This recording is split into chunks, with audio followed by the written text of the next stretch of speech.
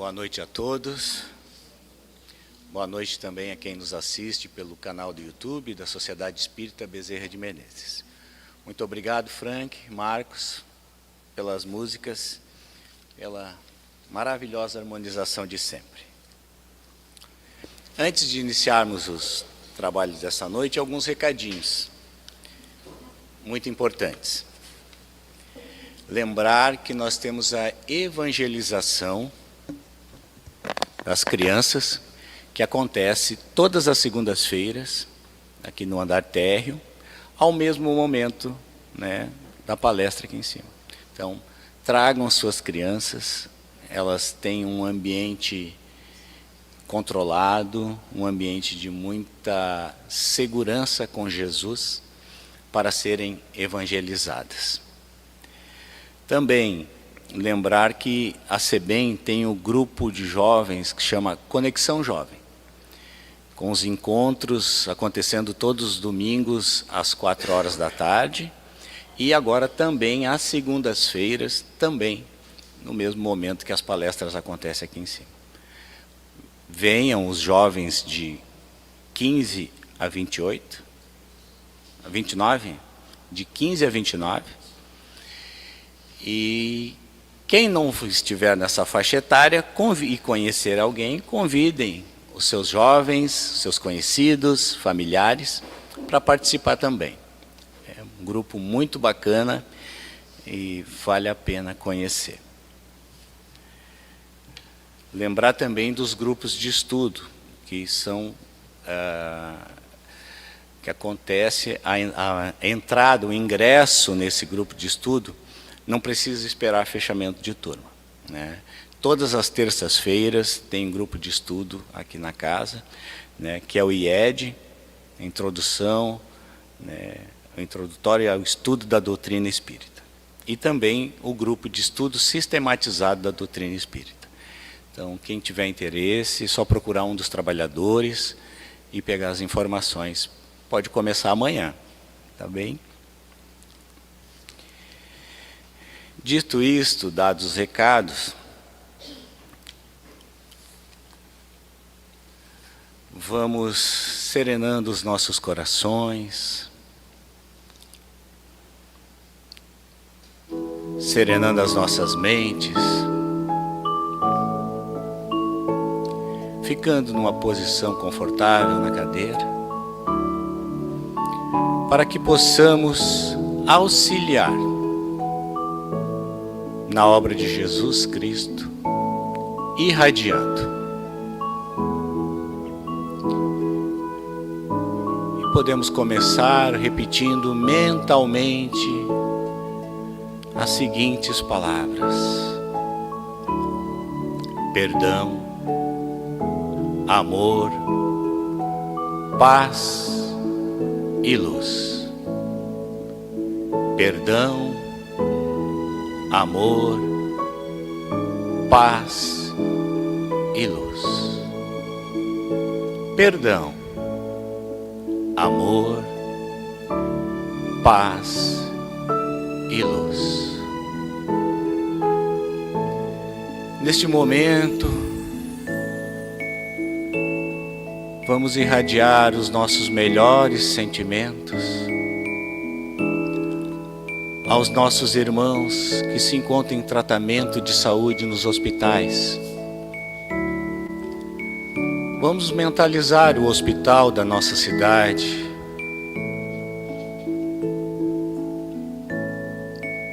sendo atingido e envolvido por este amor que vem de Deus e através dos nossos corações, atingindo os corações dos nossos irmãos que lá se encontram, passando por suas provas ou expiações. Vamos irradiar também sentimentos de refazimento moral para os nossos irmãos apenados.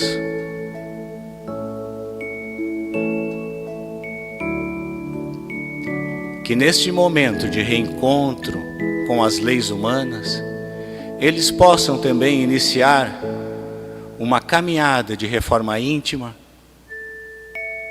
e de readequação com as leis de Deus nosso Pai.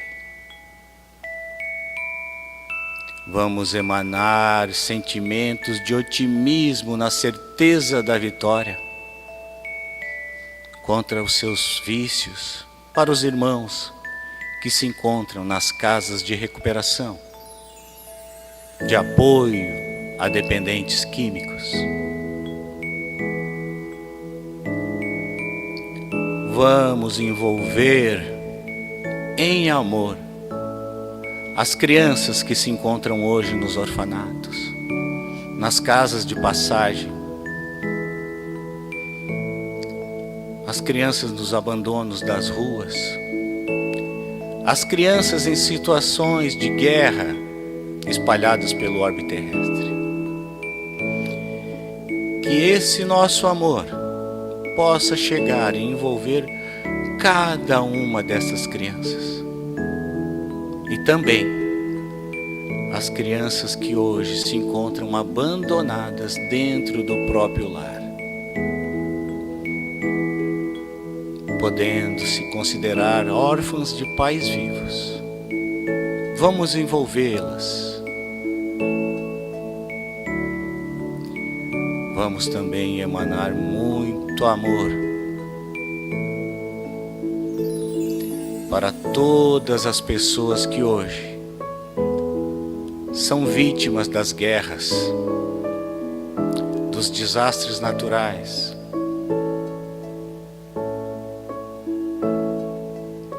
Vamos emanar também muito amor para todos os irmãos que têm desencarnado de forma violenta, que eles possam ser assistidos e amparados no amor de Deus e do Mestre Jesus Cristo, neste reencontro com o plano espiritual.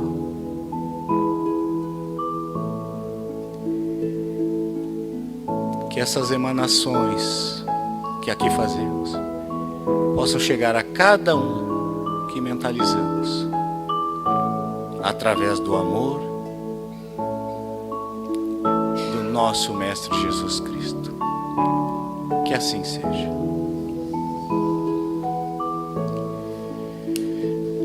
E para a apresentação dos trabalhos dessa noite, o nosso irmão Cristiano Alves. Bom trabalho.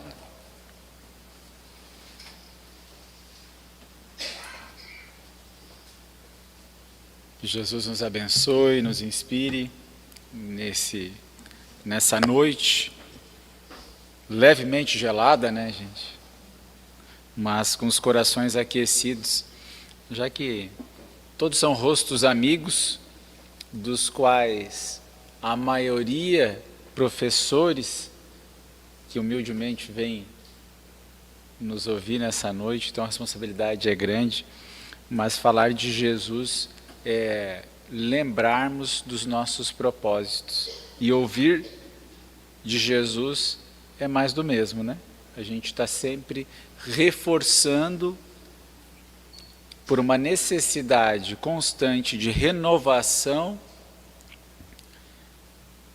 dos nossos valores, dos nossos compromissos, porque a gente não se deixe levar pela natureza do mundo, que está associada a questões mais transitórias do que aquelas que nós abraçamos. Então nós não somos melhores que o mundo, ao contrário, né?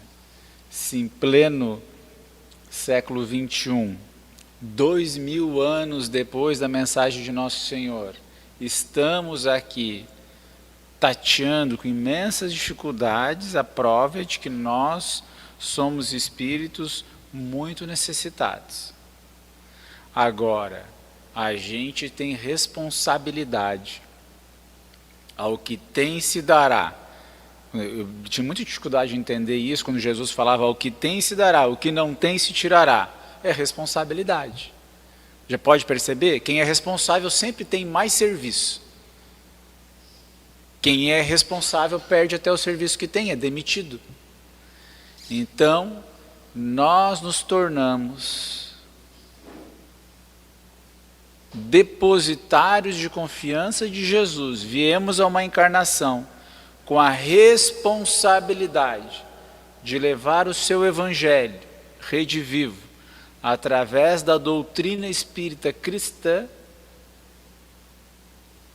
até as gerações futuras, que estabelecerão na Terra o planeta de regeneração, quiçá daqui 1000 anos, 2000 anos, não sabemos o prazo, um planeta feliz.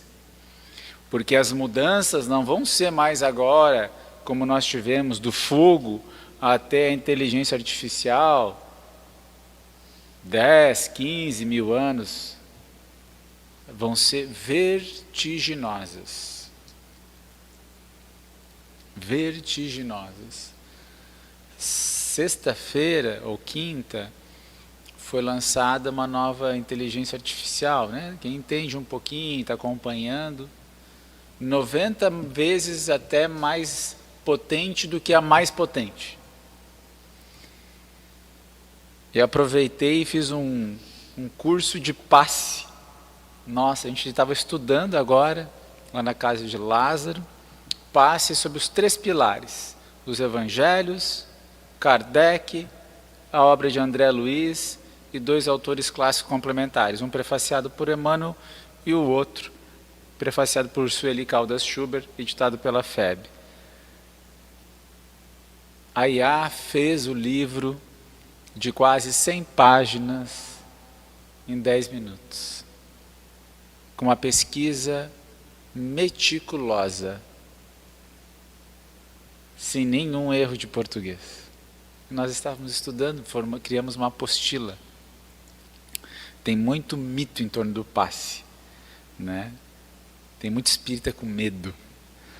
É evidente que o salão espírita aqui, o foco é a palestra, não temos nenhum compromisso de mudar o passe que a gente dá no salão, mas a gente pode estudar, porque até em casa o bom espírita poderia conhecer a aplicabilidade do passe na sua família. O magnetismo, ele tem potenciais de estabelecer novas compreensões sobre os átomos, as moléculas, que está lá no livro Mecanismos da Mediunidade. Então o que a gente está falando aqui está centrado, né, na obra de André Luiz, e muitas vezes a gente abre mão, só farmácia, né? Oração. O que é o passe, para quem não está vindo, não é comum a casa espírita, né, gente? Aquilo que Jesus fazia, de impor as mãos. O passe é uma doação de amor, mas como nós somos usinas de energia, evidentemente que nós vamos doar também o nosso magnetismo. Tudo possui magnetismo, todos os seres vivos possuem magnetismo. E até compreensões muito ingênuas da personalidade de Chico Xavier achavam, né, que o Chico gostava tanto das flores, não que ele não fosse, né? A flor é uma coisa que encanta qualquer pessoa minimamente de bom gosto, né? Não olha uma flor, coisa bonita.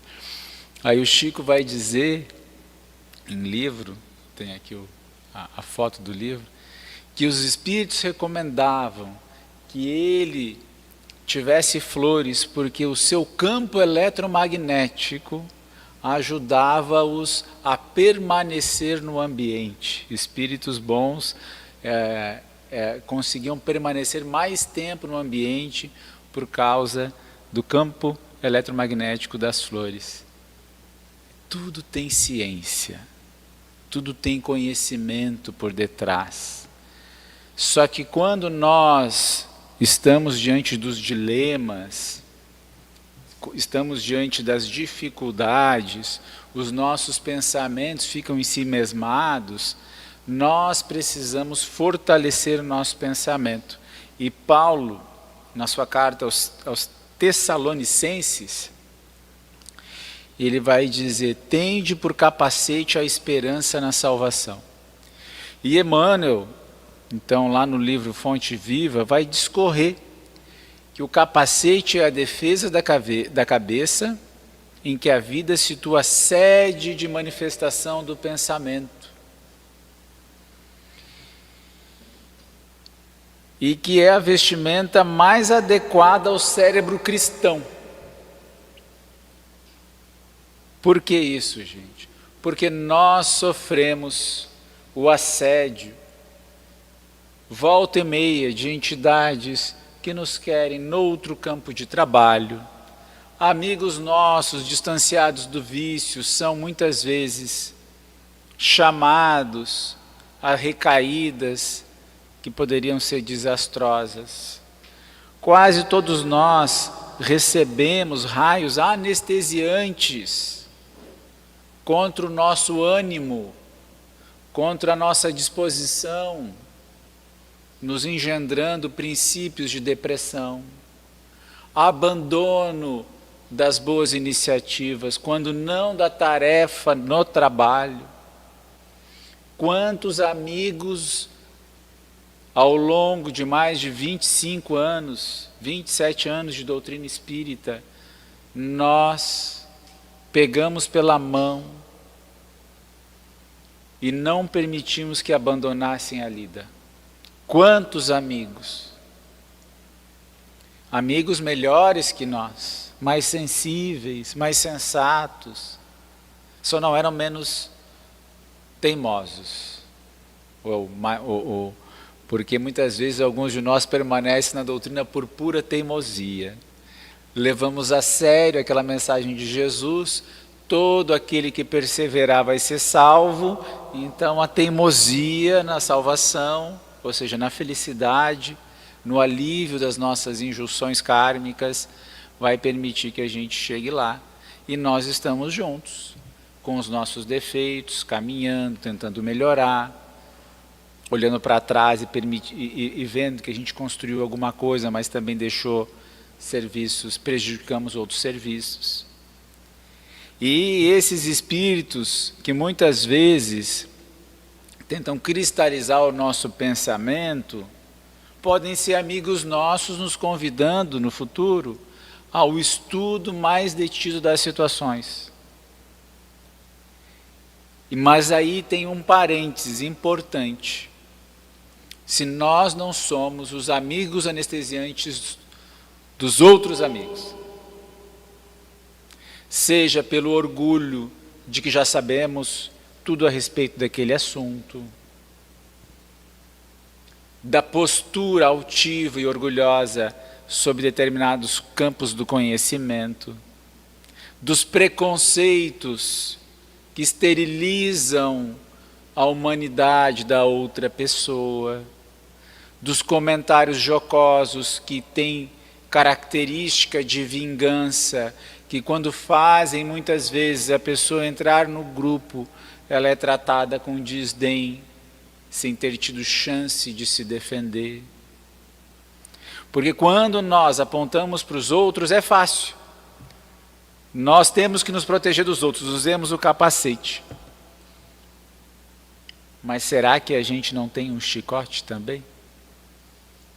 Será que a gente não tem muitas vezes a repetição de erros prejudicando outros trabalhos? Eu tinha um amigo que ele mudou com o tempo, mas ele trabalhava tanto que nós chegava com um trabalho novo, ele dizia assim, não, acho que deixa mais para frente, a gente faz isso. A gente, quem disse que ele tinha que estar em tudo? Centralizador. Não podia conceber um trabalho sem ele. E aí a gente teve a escola da Dona Ruth, né? Alguns já conheceram aqui, foi presidente do Caminho da Luz, uma das pioneiras no espiritismo aqui em Torres, junto com o Cláudio, depois o pessoal aqui do Bezerra. Dona Ruth nos botava no serviço e a gente ia para o serviço. Se perguntar quantas pessoas têm a chave do Caminho da Luz, eu acho que mais de 100. Nunca sumiu nada. A única vez que sumiu, alguém entrou lá por cima e roubou, era um ladrão, né? E tem gente que é super preocupado. Aí o que aconteceu com o tempo? A gente foi construindo o discernimento. E tem, muitas vezes, Nós, na postura de coordenação de algum trabalho, não permitimos que as pessoas se desenvolvam. Somos os que anestesiam os demais. Jesus tinha essa pedagogia?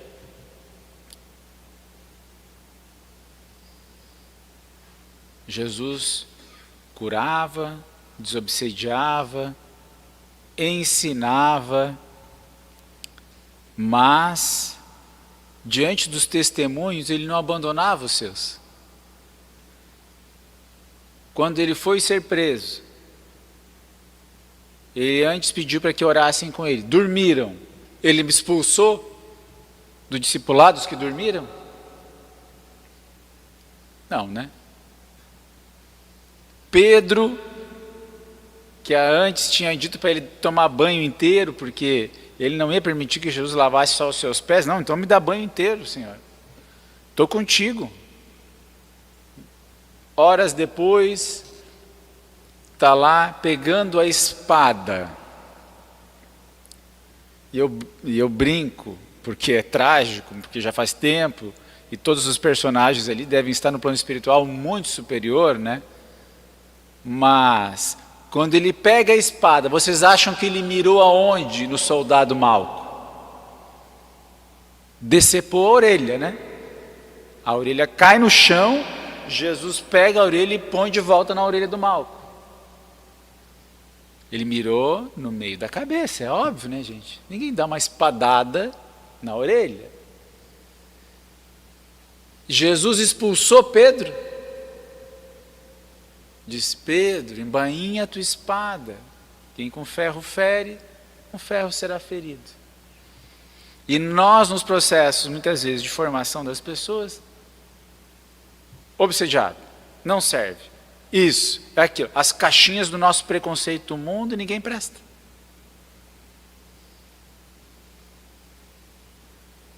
Não significa dar responsabilidade para quem não tem. É dá-la aos poucos até que atinja o êxito necessário. Não foi isso que Jesus fez?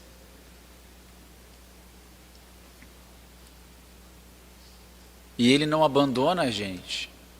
Quando Jesus, lá no capítulo A Ordem do Mestre, encontra com João Evangelista, ele vai lembrar João, lembra que tive que intervir para que Paulo e Pedro não se tornassem inimigos, se referindo ao encontro dos dois em Antioquia, onde Paulo, com o dedo em riste, acusou Pedro de ser preconceituoso contra os não-judeus.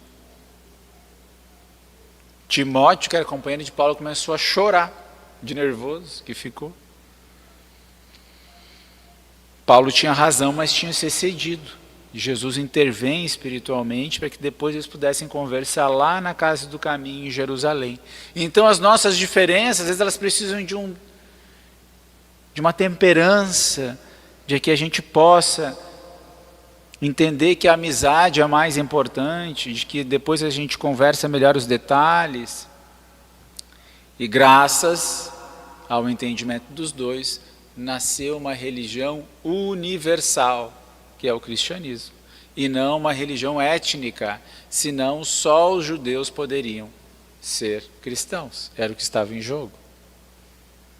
Mas o bom senso, a calma, permitiram esse desenvolvimento, e nós temos que ter o controle, portanto, de nós que somos os trabalhadores da última hora, de que nós que fomos outorgados por levar o Evangelho segundo o Espiritismo às gerações futuras, 10, 20, 30 milhões de pessoas, 40 talvez, no mundo de 8 bilhões foram escolhidas para levar o Evangelho adiante. Cada um de nós aqui é um desses, carregando uma tocha, com tamanha responsabilidade, que talvez se nós soubéssemos o galardão que nós ganhamos, né? O presente que nós ganhamos, a bênção que nós ganhamos, a gente se ajoelharia e agradeceria a Deus efusivamente todos os dias de nossa vida. porque é a bênção da verdade, é a bênção de compreender a natureza da realidade nos seus detalhes, unindo fé, ciência, em níveis muito serenos de harmonia. Então nós não temos o direito de afastar do trabalho, de julgar, de falar mal de pessoas que queiram cooperar. É evidente que nem todos vão ser os adequados, mas Pedro, que teve a contemporização de se aquiecer, de se acalmar, narrado no livro Paulo e Estevão, retorna depois a Jerusalém. Quando Paulo, depois de 2, 3 meses, vai visitar, conversam como amigos, onde Pedro dormia. Preocupado que andava com as dívidas, com as questões envolvendo todos os pacientes da casa do caminho, perseguições, pressões, dilemas outros da área administrativa que com certeza o envolviam. Ele recebe a visita de nosso Senhor, que é o foco quando nós estivermos aturdidos. Jesus fala com ele assim: Pedro, atende os filhos do Calvário.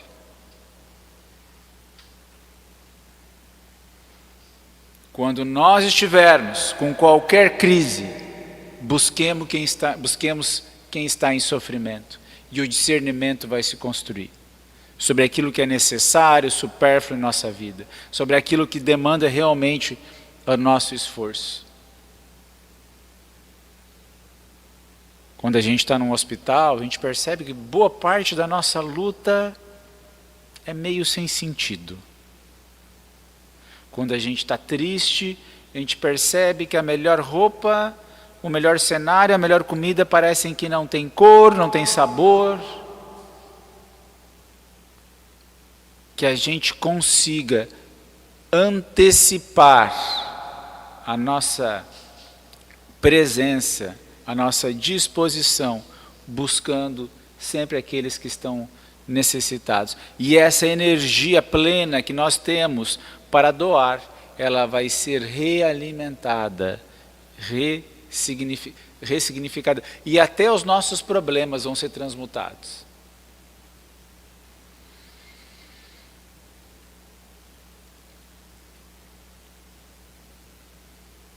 Emmanuel vai ser bem claro, né? É necessário esperar o fortalecimento do fraco, a maneira do lavrador que não perde a confiança. É imperioso reconhecer, todavia, que a serenidade do cristão nunca representa atitude inoperante. E aí ele vai dizer que não é chapéu, não é touca, né, que chapéu indica passeio, descanso, lazer.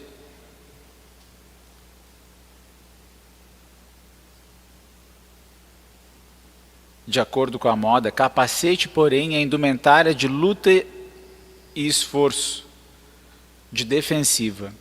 E o discípulo de Jesus é um combatente efetivo contra o mal, que não dispõe de muito tempo para cogitar de si mesmo, nem pode exigir demasiado repouso, quando sabe que o próprio mestre permanece em trabalho ativo e edificante. E aí, o capacete protege o quê, né, gente? Esse capacete da esperança. Ele protege o nosso pensamento. Então, o capacete da esperança, ele traz essa capacidade de proteger os nossos pensamentos, as nossas emoções, os nossos sentimentos. Ele diz assim: resguardemos, pois, o nosso pensamento com o capacete da esperança fiel e prossigamos para a vitória suprema do bem. Então, com essa mensagem, vamos só complementar o que está no Evangelho segundo o Espiritismo, onde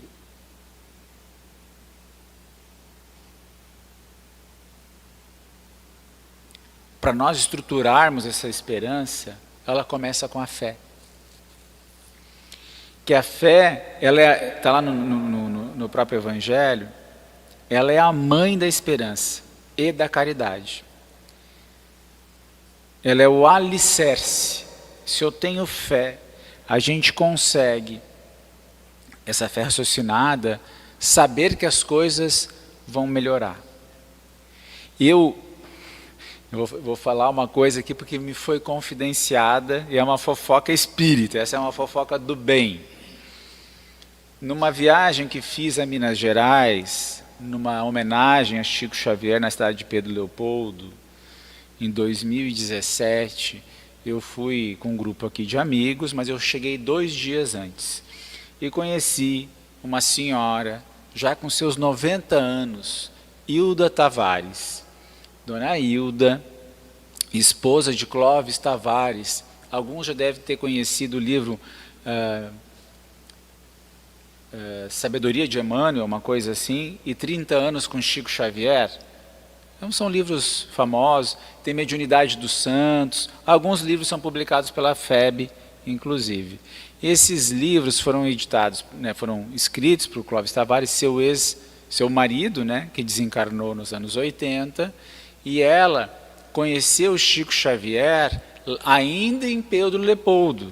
Então, assim, antes dos anos, acho que Chico se muda, ele já tinha final dos anos 60 ele se muda. Então, antes dos anos 60, ela o conhece lá. E é curioso a história dela, porque ela foi apresentada ao seu marido pelo próprio Chico Xavier.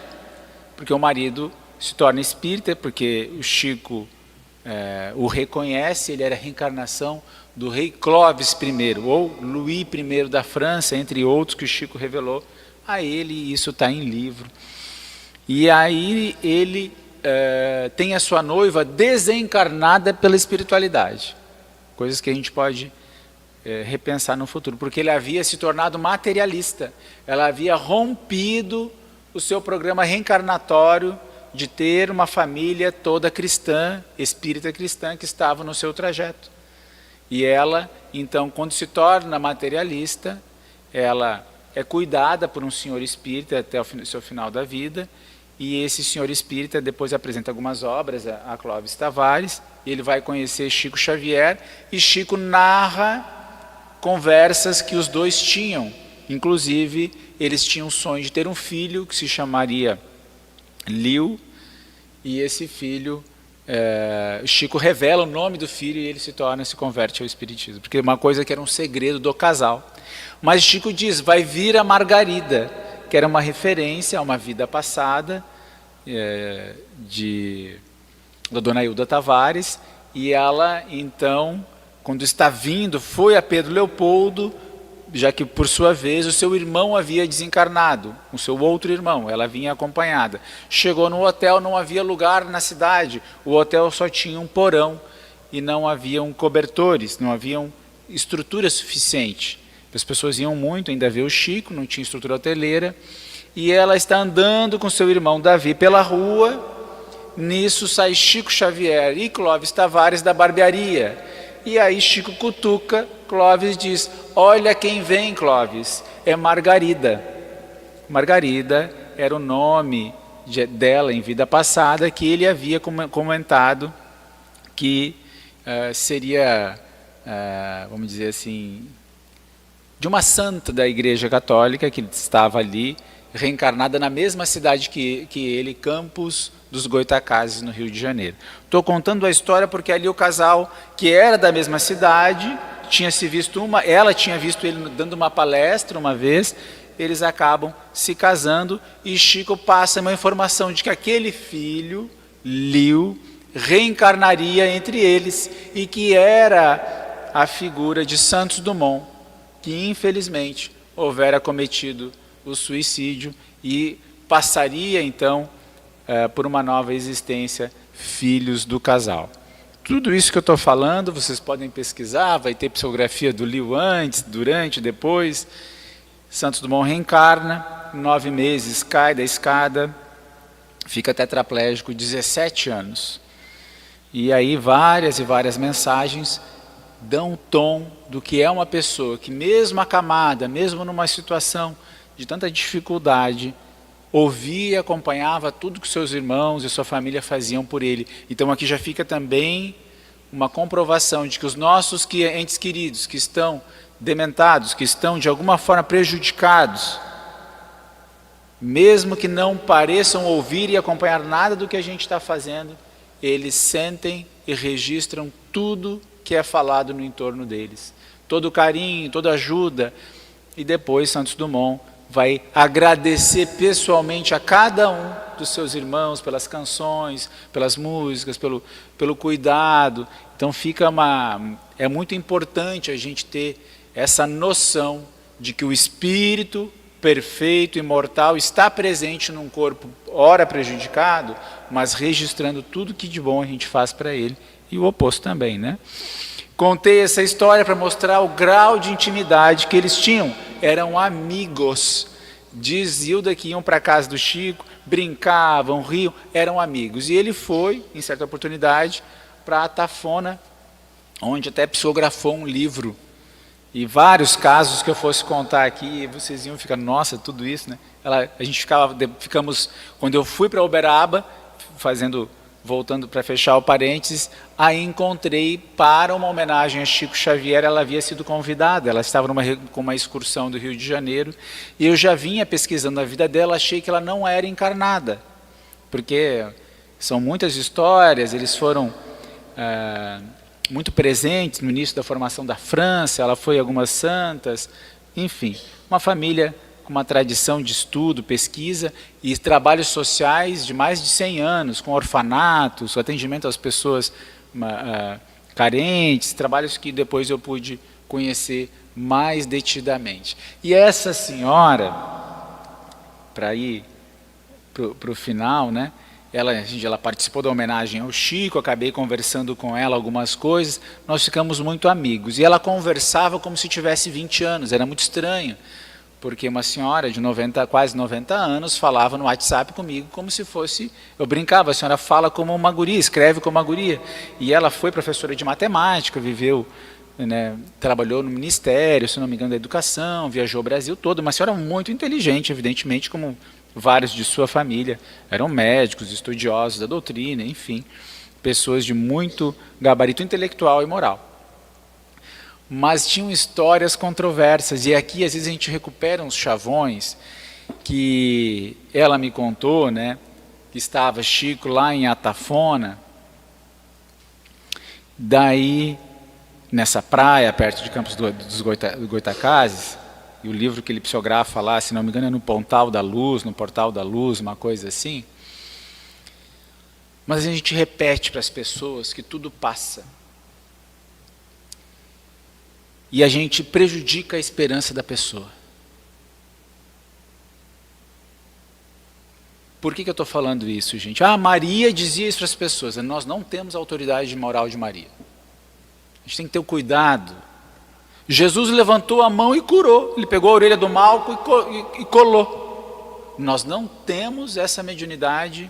A gente não tem essa capacidade. E aí o Chico disse para Hilda, que ela repetiu a frase, né? Chico, tudo passa, né? Ele falou assim, nem tudo.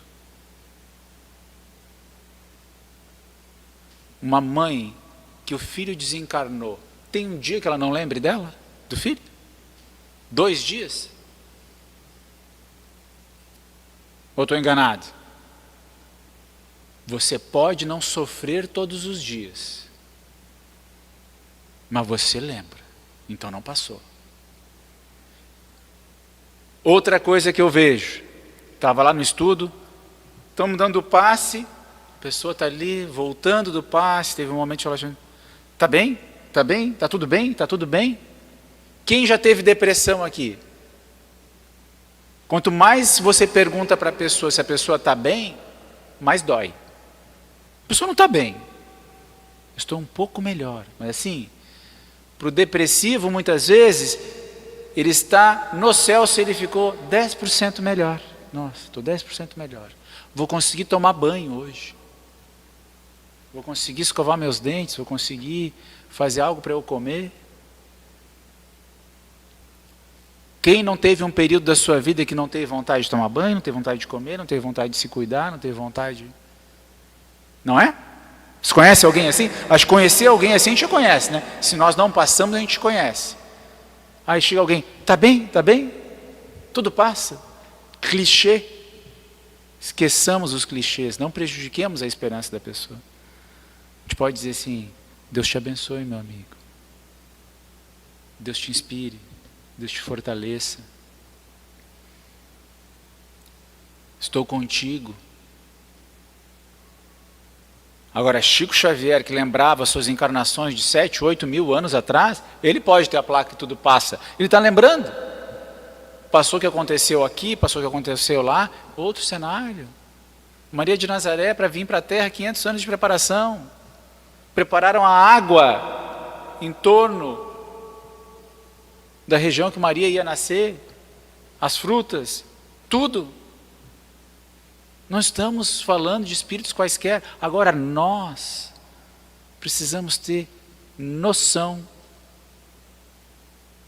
de que precisamos nos estimular. Tendo essa fé que nós vamos perseverar e vamos ser salvos, vamos ser plenamente felizes, a gente consegue aí sim alimentar a esperança. E não é uma busca por felicidade qualquer. Porque senão eu tenho uma pressão por ser feliz. Eu posso ter uma pressão por cumprir os meus deveres. E os meus deveres vão me deixar um pouquinho mais feliz. Todos nós viemos para cá hoje, né? E eu vou voltar para casa feliz. Nossa, fui lá no Bezerra, vi meus amigos. Viu, Marcos? Porque vários rostos aqui, já tive alguns momentos muito legais. Fico feliz. Fico feliz de encontrar esses rostos amigos.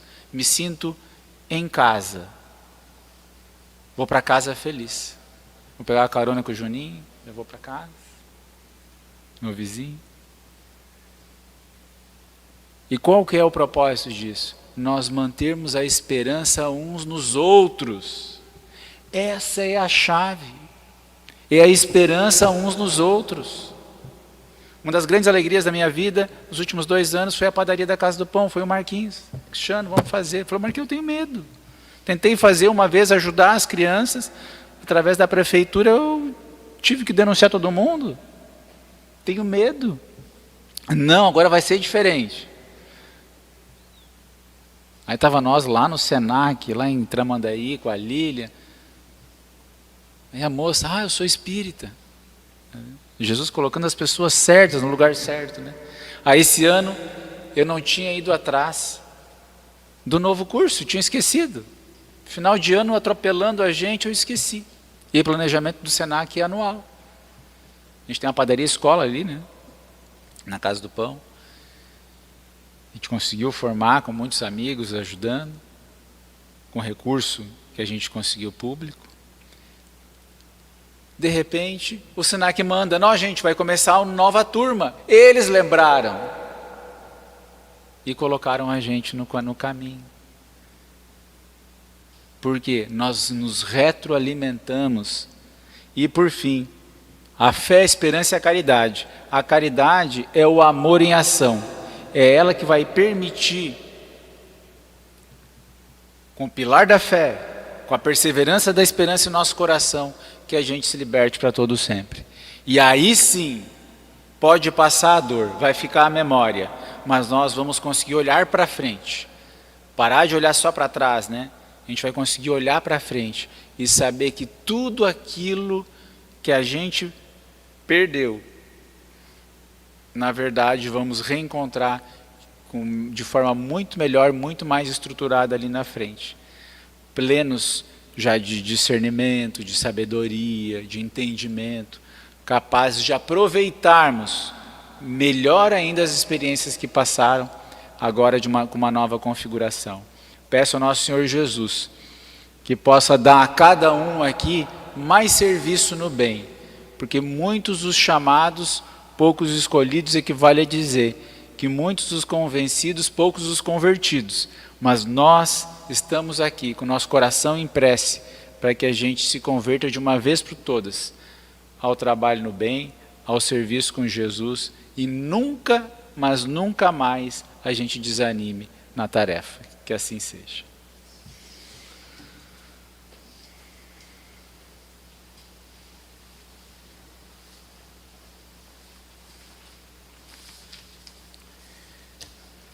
Muito obrigado, Cris, pelas reflexões. Vamos agora então passar ao momento do passe, achando uma posição confortável na cadeira e levando o pensamento a Jesus. Os médiuns podem iniciar o trabalho. Nós te rogamos, Pai de infinita bondade e justiça, o auxílio de Jesus Cristo, através de Bezerra de Menezes e suas legiões de companheiros. Que eles nos assistam, Senhor, consolando os aflitos, curando aqueles que se tornam merecedores, confortando aqueles que tiverem suas provas e expiações a passar, esclarecendo aos que desejarem conhecer a verdade e assistindo a todos quanto apelam ao teu infinito amor. Jesus, divino portador da graça e da verdade, estende tuas mãos dadivosas em socorro daqueles que te reconhecem o dispenseiro fiel e prudente.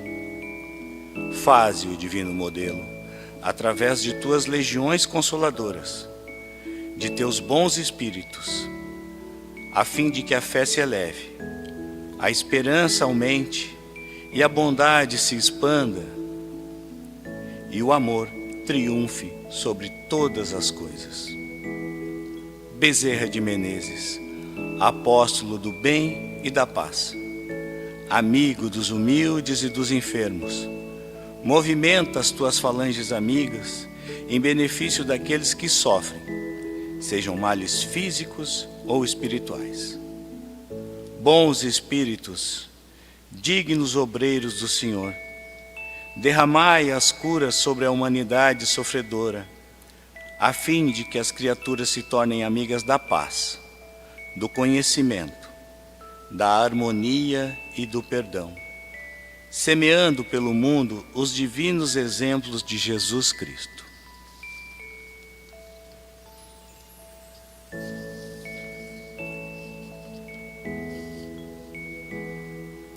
Oração da serenidade.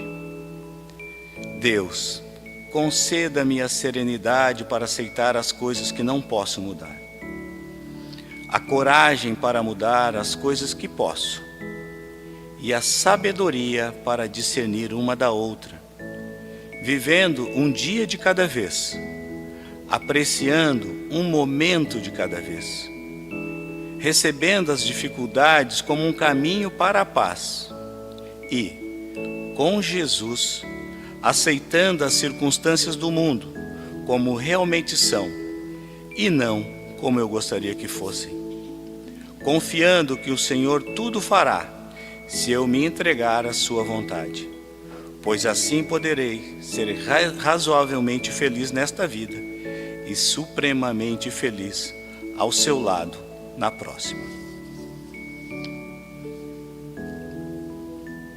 Esperança. Guarde a certeza de que dias melhores virão. Ajuda. Aguarda no bem sempre. Tenha certeza que as dores passarão, deixando as marcas para o Cristo, de aprendizado e paz. Tendes esperança. Deus não desampara. Jesus não nos abandona. Mãos amigas surgirão. Uma nova alvorada surgirá radiante. Guarde o amor e aguarde o labor do bem, e a felicidade reinará. Afinal, devemos saber que não importa se a esperança é a última que morre, mas tem que ser sim, sempre, a primeira que nasce.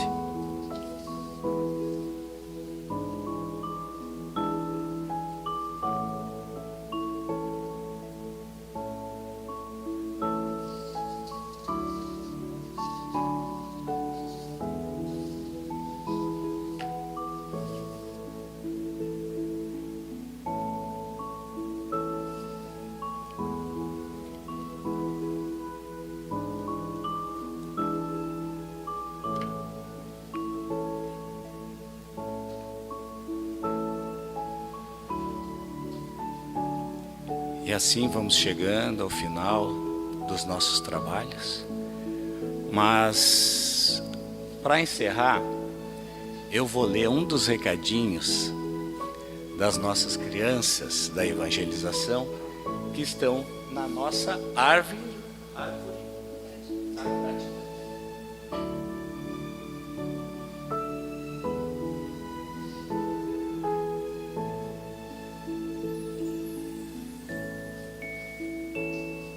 Naquele coraçãozinho ali, a menina que escreveu o recadinho da árvore da gratidão, ela escreveu assim: eu sou muito grata pela minha família. Então, com esse recadinho das nossas crianças, que tenhamos uma semana de muita gratidão, de muita esperança com Jesus. E que, se for a vontade do Pai, que na próxima segunda-feira a gente possa aqui novamente confraternizar com muito amor e com muita esperança. Que assim seja.